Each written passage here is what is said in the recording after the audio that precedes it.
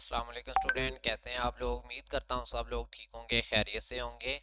तो स्टूडेंट, आज के इस वीडियो में हम देखेंगे CS615 software project management assignment number 1। Fall semester 2024 की असाइनमेंट है और इसकी ड्यू डेट है 7 नवंबर 2024।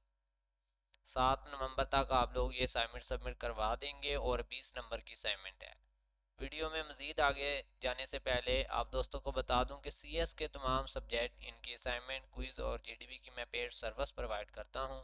अब कोई स्टूडेंट मसरूफियात की वजह से अपनी ये एक्टिविटीज़ नहीं कर पाता तो सामने स्क्रीन पे मेरा व्हाट्सएप नंबर है 0344976731 इस पर रब्ता करके आप CS के किसी भी सब्जेक्ट की असाइनमेंट बनवा सकते हैं। अब बात करेंगे इस असाइनमेंट के बारे में, तो यहाँ पर आपको एक सिनेरियो दिया गया है। MS वर्ड फॉर्मेट में ही इस असाइनमेंट को आप लोगों ने सबमिट करवाना है। ठीक है, ये जो वर्ड डॉक्यूमेंट आपको मिला है, वर्ड डॉक्यूमेंट में ही आपने इसको सबमिट करवाना है। आपके पास एक ऑनलाइन डिटेल सिस्टम है। ठीक है, इसमें से आपके टीचर ने सिनेरियो में से आपसे क्वेश्चन किए हैं। ठीक है, पहले आपको सिनेरियो दिया गया है, इसको आपने पढ़ लेना है। मैंने इसको अच्छे से पढ़ा है, देन फिर आप लोगों की असाइनमेंट को तैयार किया है। अब यहाँ पे बात करेंगे, सबसे पहले उन्होंने कहा कि रिस्क एनालाइज करना है। ठीक है, तो रिस्क एनालाइज में उन्होंने बोला कि दो चीज़ें होती हैं, रिस्क आइडेंटिफिकेशन होता है, दूसरा रिस्क क्वांटिफिकेशन होता है। ठीक है, तो जब तक हम रिस्क की आइडेंटिफिकेशन नहीं करेंगे तब तक हम क्वांटिफिकेशन नहीं कर पाएंगे। ठीक है, तो सबसे पहला प्रोसेस होता है रिस्क को आइडेंटिफाई करना। ठीक है, तो रिस्क को आइडेंटिफाई करने के लिए उन्होंने कहा है आपको कि कम से कम 5 जो है वो आपने इसके प्रोटेक्शनल रिस्क बताने हैं। अब ये ज़्यादा भी हो सकते हैं, आप देखेंगे डिफरेंट वीडियोस पे किसी के और तरह के होंगे, किसी के और तरह होंगे, तो आप कंफ्यूज नहीं होना आपने, क्योंकि यहाँ पर आपके टीचर ने क्या बोला है कि एटलीस्ट 5 प्रोटेक्शनल रिस्क बताएं। इसमें से 10 रिस्क भी निकल सकते हैं, 8 भी बन सकते हैं, 12 भी बन सकते हैं। तो इसलिए सबके थोड़े थोड़े डिफरेंट हैं, तो वो सबके ही ठीक हैं। ठीक है, बाकी लोगों के मैं रॉन्ग नहीं कहूँगा, उनके भी ठीक हैं। वजह ये है कि आपके टीचर ने जस्ट 5 प्रोटेक्शनल रिस्क मांगे थे, इसके ज़्यादा भी हो सकते हैं, 8-10। तो 8-10 में से हम कोई भी 5 चूज़ कर सकते हैं ना। तो सबसे पहला आपका है टेक्निकल कम्प्लिसिटी। ठीक है, तो कम्प्लिसिटी, टेक्निकल कम्प्लिसिटी का रिस्क हो गया। इसको थोड़ा मैंने यहाँ पर डिफाइन भी कर दिया, आपने भी इसको डिफाइन करना है। ठीक है, और नेक्स्ट आपका है रिसोर्स कांस्टेंट, इसको भी मैंने थोड़ा डिफाइन कर दिया। नेक्स्ट है आपका स्कोप, इसको भी डिफाइन कर दिया। उससे आगे है आपका इंटीग्रेशन इश्यूज, इसको भी मैंने डिफाइन कर दिया। और लास्ट मैंने चूज किया है रेगुलरिटी कंप्लेंट्स, इसको भी मैंने यहाँ पे डिफाइन किया है। अब आप लोग क्या करेंगे, आप यहाँ पे एक एक्स्ट्रा रिस्क जो है वो यहाँ से ऐड करेंगे। ठीक है, कोई एक्स्ट्रा रिस्क आप लोगों ने यहाँ पे ऐड कर लेना है और एक इनमें से आपने कम कर देना है। ठीक है, और दूसरा आप इनमें से सैनिनम चेंज कर सकते हैं, जैसा कि एडिशनल के अगर आप यहाँ पे सैनिनम देखें, आपके MS वर्ड में ही मौजूद होते हैं फीचर्स का। सैनिनम देख लेते हैं।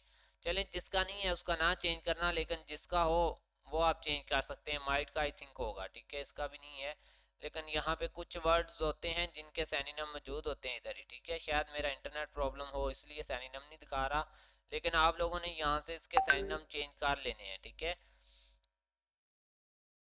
यहाँ पर आई थिंक इंटरनेट इशू है इसलिए नहीं आ रहे। ठीक है, तो ये आपने लिखना है। इसके बाद है रिस्क क्वांटिफिकेशन। अब क्वांटिफिकेशन में देखें तो यहाँ पर आपने क्वांटिफाई करना होता है। ठीक है, कि आपका रिस्क की क्वांटिटी क्या है, हाई है या मीडियम है। ठीक है, अगर इम्पैक्ट देखें तो इसका हाई है इस रिस्क का। ठीक है, और लाइकहुड मीडियम। ठीक है, फिर आपका दूसरा रिसोर्स कांस्टेंट, ये भी हाई है, और इसका लाइकहुड देखें तो ये मीडियम है। नेक्स्ट स्कोप करीब इसका मीडियम है। इस तरह से आपने ये सारा एक टेबल बना के रिस्क की क्वांटिफिकेशन कर देनी है। ठीक है, रिस्क वही 5 लेने हैं जो मैं आपको बता चुका हूँ जो ऊपर। ठीक है, ये वाले।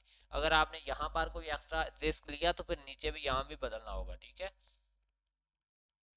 टेंशन की बात नहीं है, 20 मार्क्स आएंगे आप सबके इंशाल्लाह। अगर आपका यहाँ पे डिफरेंट भी होता है, किसी का हाई लो इस तरह से, हाई मीडियम यहाँ पे होता है, तो कोई मसला नहीं है। आपका हर किसी का अपना कंसेप्ट है ना।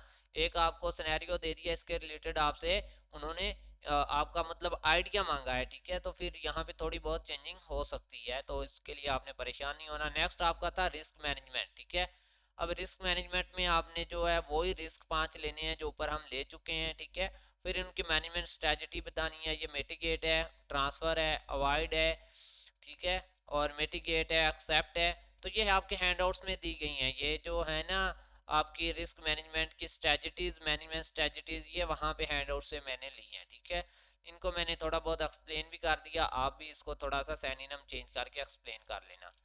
नेक्स्ट आपका फाइनल स्टेप होता है कि जिसके अंदर उन्होंने आपको एक टेबल दिया हुआ है और इसके अंदर रिस्क के पोर्शन में आपने सारे रिस्क लिख लेने हैं, क्वांटिफिकेशन आपने लिख लेनी है इस तरह से, इम्पैक्ट और लाइकहुड, और इम्पैक्ट वाले आपने सारे पहले लिखने हैं, ठीक है, और फिर स्लैश के बाद आपने लाइकहुड वाले लिख देने हैं, ठीक है।